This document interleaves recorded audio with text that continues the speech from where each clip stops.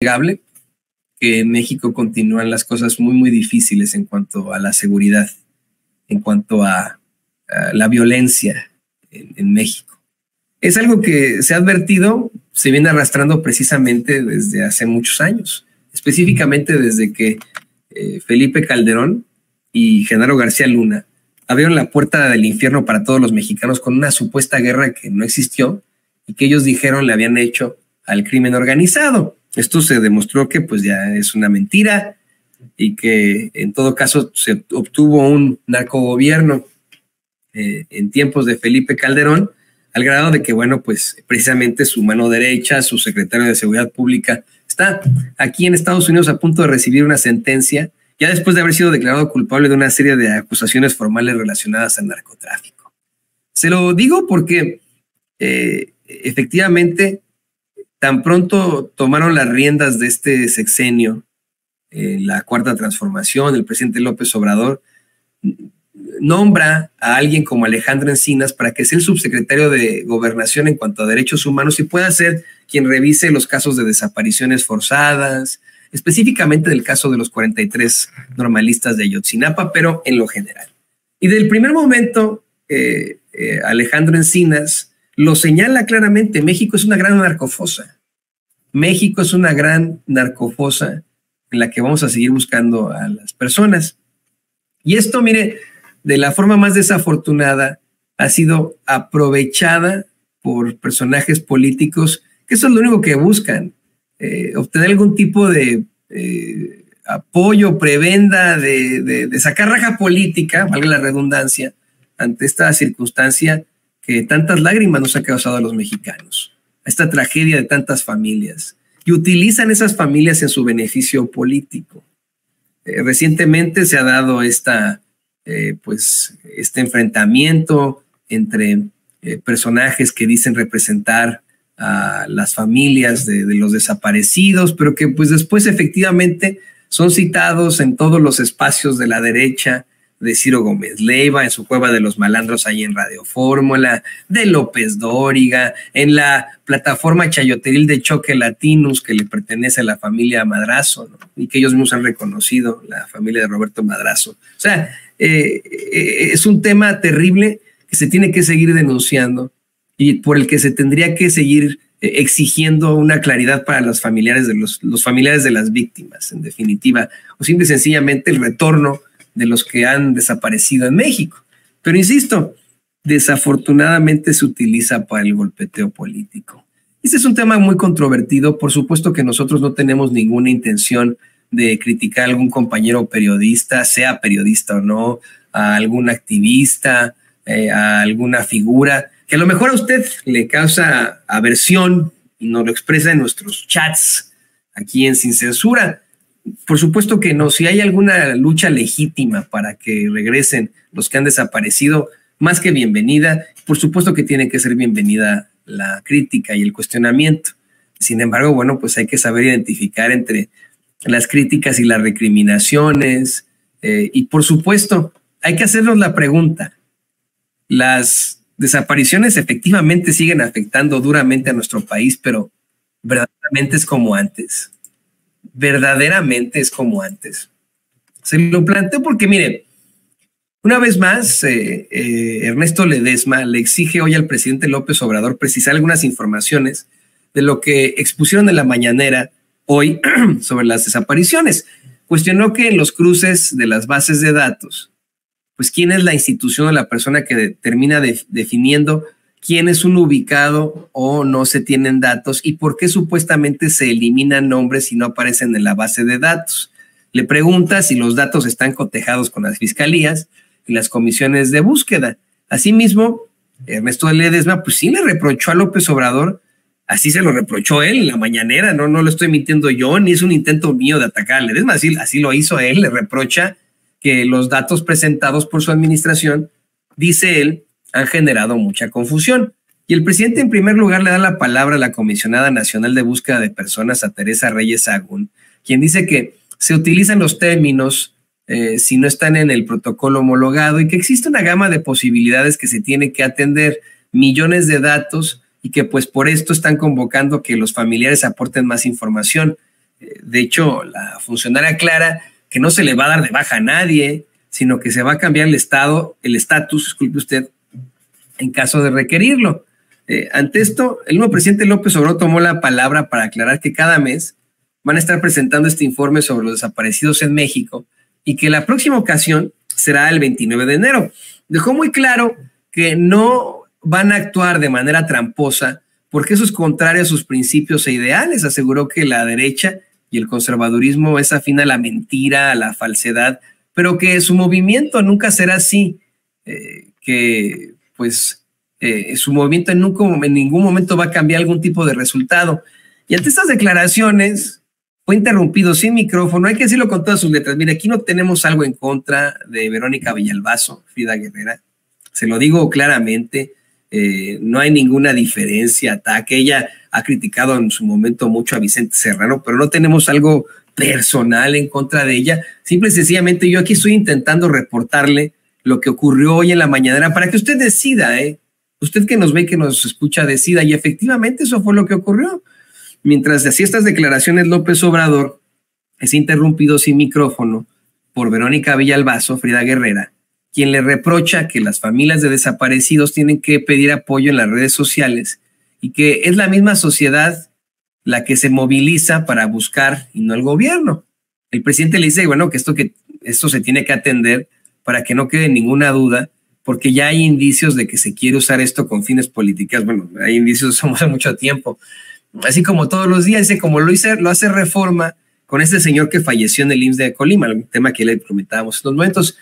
Verónica Villalbazo, Frida Guerrera, disculpe usted, vuelve a interrumpir a López Obrador para recriminarle que muchas familias creyeron en él, en pensar que él sí los iba a atender, pero que hoy se sienten abandonadas y que hay una deuda con la sociedad de los derechos humanos. El presidente le dice que para su información, pues están trabajando todos los días para aquellos que sufren por los desaparecidos y que nada humano le es ajeno a su gobierno, que por supuesto respeta los planteamientos de Verónica Villalbazo, pero que seguirán trabajando. Algo que también me llamó mucho la atención y que creo que también fue digno de que se mencionara es que efectivamente se ha planteado por ahí, lo dice Verónica Villalbazo, Frida Guerrera, que han habido una serie de omisiones en la investigación por la muerte de Pedro César Carrizales, el Mijis, un Mijis que siempre será extrañado, que pues siempre luchó por los derechos civiles, a quien, bueno, extrañamos mucho en definitiva. Lo que sí es que el presidente López Obrador le dice a Verónica Villalbazo, a Frida Guerrera, que no se preocupe, que sus recriminaciones en la mañanera sobre las desapariciones forzadas obviamente saldrán en los espacios de Carmen Aristegui y lo van a retomar Ciro Gómez Leiva y Joaquín López Dóriga. Digo que obviamente pues no están chupando el dedo, que esto lo retoman con propósitos políticos, pero que pues por eso ahí está su derecho de réplica. Comenta que, por ejemplo, mientras ocurrió un narcoestado en el gobierno de Felipe Calderón y Genaro García Luna, quien hoy está a punto de recibir sentencia, muchos pseudocomunicadores se dedicaron a aplaudirles, entre estos Ciro Gómez Leiva, y estos que hoy cuestionan todo lo que están haciendo en su gobierno y que los acusan de ocultar o no informar sobre el número de desaparecidos, cuando tomaron pues la decisión de que entre todos los estados se llevaría a cabo una búsqueda general en la que se partió de un registro con el que se encontró que son 110,964, vale la redundancia, registros. Y mientras el presidente López Obrador exhibía una vez más a este senador farsante de nombre Emilio Álvarez y Casa por la gran influencia que tiene con el Centro PROD y la OEA, Verónica Villalbazo, Frida Guerrera, volvió a interrumpirlo para defender a dicho organismo y le reprochó, y le digo, no tengo yo algo en contra de Frida Guerrera o de Verónica Villalbazo, estoy documentándole lo que ocurre en la mañanera, esto está ahí están los datos, ahí está el video, juzgue ustedes, eso es lo que ocurre, ¿no? Pero Frida Guerrera es más, si tenemos el clip 20, se lo voy a agradecer, don David, ya tendremos el clip 20, avíseme por ahí, porque en primer lugar le responde Frida Guerrera al presidente López Obrador, que le responde, de hecho, no le reprocha por qué señalar o encasillar a organismos así. Y hay un momento en el que hasta calla al presidente. No, le digo que, mire, no, no es un ataque a Frida Guerrera, así ocurrió. Esto fue lo que ocurrió en la mañanera. Juzgue usted, local y le dice que le permita terminar. Así fue como ocurrió en la mañanera y creo que es importantísimo que puedan escucharse todas estas voces. Álvarez y Casa, el jefe de organizaciones no gubernamentales, una gran influencia en el PRO, una gran influencia en las organizaciones de derechos humanos de la OEA, de la ONU. El tema de otras situaciones, ¿por qué no se transparenta exactamente esas organizaciones? Presidente, hay organismos como el Centro PRO que han venido trabajando el tema y que han gritado y que han levantado la voz.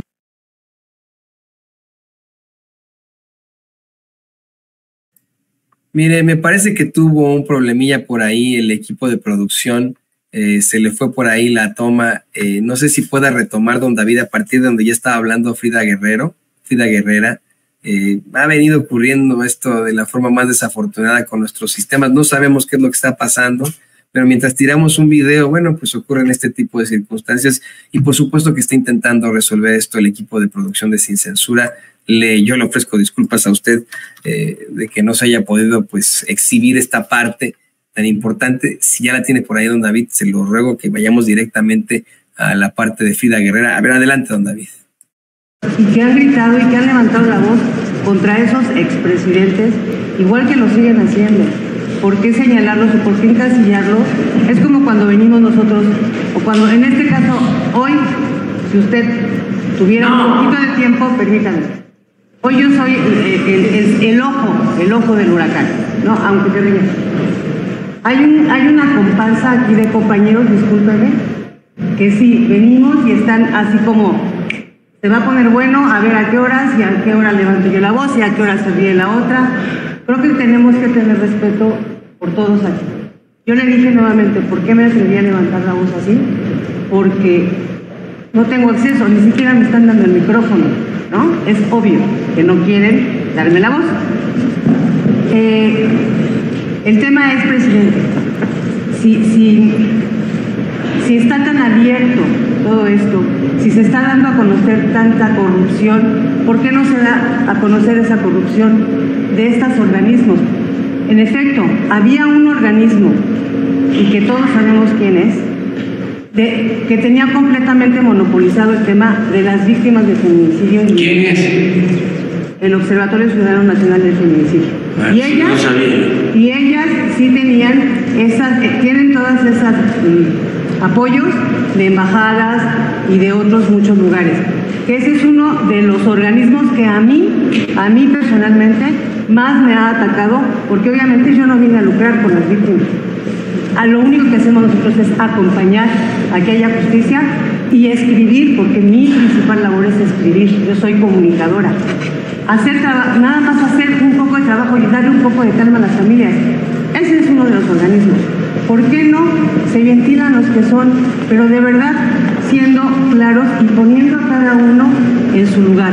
El hecho de que yo venga a plantearle esto ahorita no es porque sea su detractora, ni es porque venga, porque son tiempos electorales. No había podido venir. No había tenido acceso.